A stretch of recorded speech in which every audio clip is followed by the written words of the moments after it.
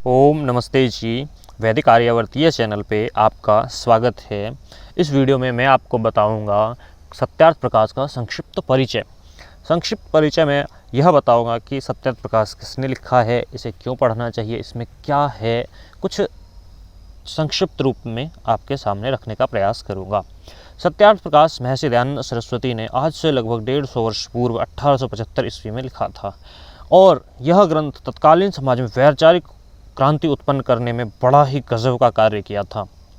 महर्षि दयानंद सरस्वती का प्रसिद्ध ग्रंथ सत्यार्थ प्रकाश हमें हमारे स्वास्थ्य परंपराओं से परिचित कराने वाला, अंधविश्वासों से मुक्त कराने वाला, ज्ञान चक्षु अर्थात ज्ञान की आंखें खोलने वाला, हमारी सोई हुई चेतना को जगाने वाला और केवल हमारे धर्म की ही नहीं अपितु विश्व के सभी प्रमुख धर्मों की जानकारी देने वाला, मानव धर्म का स्वरूप प्रस्तुत करने वाला वास्तविक अर्थों में एक अद्वितीय ग्रंथ है। आपकी धार्मिक मान्यताएं जो भी हों, मेरा अनुरोध है कि एक बार इसे अवश्य पढ़ें और अपदीपो भव अर्थात अपना रास्ता स्वयं निर्धारित करें। यह ग्रंथ बड़ा ही अद्भुत है। इसे जब आप पढ़ेंगे तो इसका जो मुख्य उद्देश्य है वह स्वामी जी लिखते हैं कि समाज सुधार और मानव समाज की उन्नति के उद्देश्य से सत्यार्थ प्रकाश की रचना की गई है। इस ग्रंथ की रचना का उद्देश्य प्रकट करते हुए स्वामी जी लिखते हैं कि वे सत्यार्थ प्रकाश की भूमिका जब बना रहे होते हैं तो लिखते हैं कि मेरा इस ग्रंथ के बनाने का मुख्य प्रयोजन सत्य अर्थ का प्रकाश करना अर्थात जो सत्य है उसको सत्य और जो मिथ्या है उसको मिथ्या प्रतिपादित करना है, न कि किसी भी व्यक्ति का हानि अर्थात किसी को दुख पहुंचाना है। और मनुष्य की आत्मा जो है वह सत्य और असत्य को जानने वाला है, तथापि अपने प्रयोजन की सिद्धि हठ दुराग्रह और अविद्यादि दोषों से युक्त होने की वजह से सत्य को छोड़ असत्य की ओर झुक जाता है। परंतु स्वामी जी लिखते हैं कि इसमें मेरा उद्देश्य ऐसा कुछ भी नहीं है कि मैं अपना कुछ मत बताऊं और जो है अपना मत फैलाऊं, बल्कि सत्य जो है उसको मैंने वैसा मनुष्य जाति की उन्नति के कारण से लिखा है।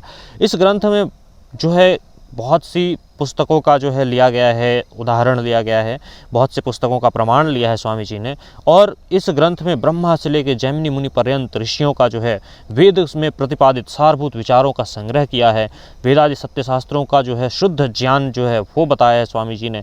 और बहुत से जिस तरह से समोल्लास बांटे हैं इस ग्रंथ में 14 समोल्लास हैं और उन 14 समोल्लास में अलग अलग विषयों पे स्वामी जी ने 14 समोल्लास को बनाया है, अलग अलग विषयों पे लिखा है स्वामी जी ने। तो यह जो है एक गजब का ही ज्ञान का भंडार है। आप इसे अवश्य ही पढ़ें एक बार। इसको क्यों पढ़ें, इसके ऊपर अगर आप कहें तो यह जो है वैचारिक क्रांति को उत्पन्न करने वाला ग्रंथ है, इसे अवश्य पढ़ें। राजधर्म के वर्ण व्यवस्था के ज्ञान के लिए, सत्य शास्त्रों को जानने के लिए, भारतीय संस्कृति और इतिहास को पढ़ने के लिए और युवकों में बढ़ती हुई नास्तिकता की रोकथाम के लिए तो अवश्य पढ़ें।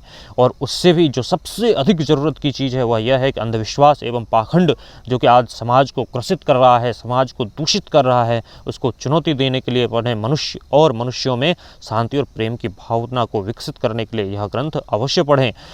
सत्यार्थ प्रकाश के पढ़ने से बड़े बड़े लोग, बड़े बड़े महापुरुषों ने मतलब कि अपने जीवन को बदला है और बड़े बड़े महापुरुषों ने बड़ी बड़ी बातें कही हैं।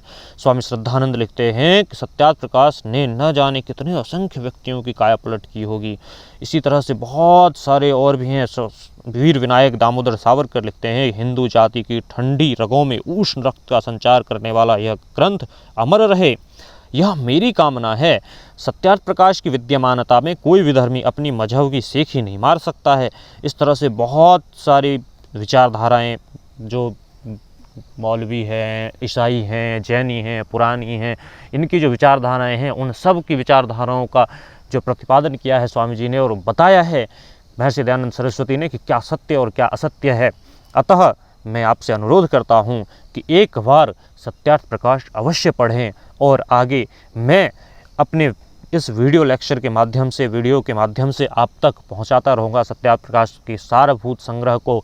और मैं आपसे अनुरोध करूंगा कि स्वाध्याय के लिए 10 से 15 मिनट अवश्य निकालें। अगर आप पढ़ नहीं सकते तो सुनें, क्योंकि आप और बहुत से लोग, ऐसा नहीं है कि आप ही, बहुत से हमारे देश के युवा बेकार की फिल्में और गाने सुनने में बहुत सा समय व्यतीत करते हैं। उससे बढ़िया है कि 10 से 15 मिनट, अधिक से अधिक 20 मिनट तो निकालें और निकाल करके और इसे अवश्य ही पढ़ें, सुनें अगर पढ़ नहीं सकते तो वीडियो लेक्चर के माध्यम से सुनें, और अगर अच्छी लगे तो आगे तक पहुंचाएं, जिससे कि देश का, राष्ट्र का, समाज का, अपना स्वयं का उत्थान हो। धन्यवाद।